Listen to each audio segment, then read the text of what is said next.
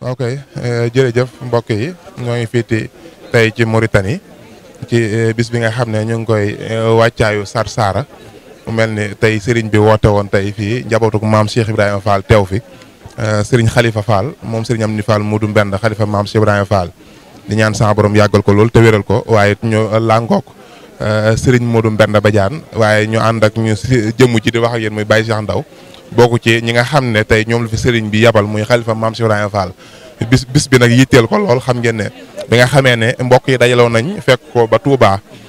jébbal ko liggéey bi xamal ko liggéey bi it waaye waroon naa gën a mën a sax yaatoon nii waaye nag sëriñ bi waxtu wu nekk mi ngi ci ndigali sëriñ bi xam ngeen ne Touba googu ay ndigal rek lañ fa bàyyi waaye sëriñ bi fonk gëm fonk liggéey bi ak fonk gëm fonk murid yi nekk fii moo tax tey mu yabale fi tey ngir ñu ñëw teewal ko fii waaye daal sant nañ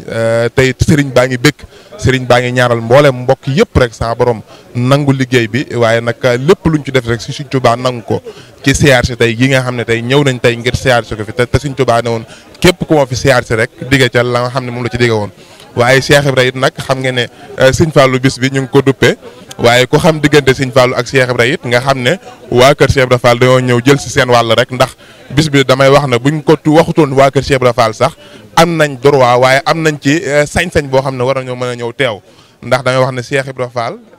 Sëriñ Fallu égal yoonu murit ñoom ñooy yoonu murit kon yàlla na sa borom defal ñu ndimbal ak tawfeex xam naa si Sëriñ Modou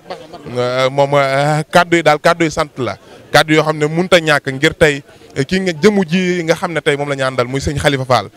di doomi Sëriñ Amdi Fall Modou Mbenda loolu kawe na nag lool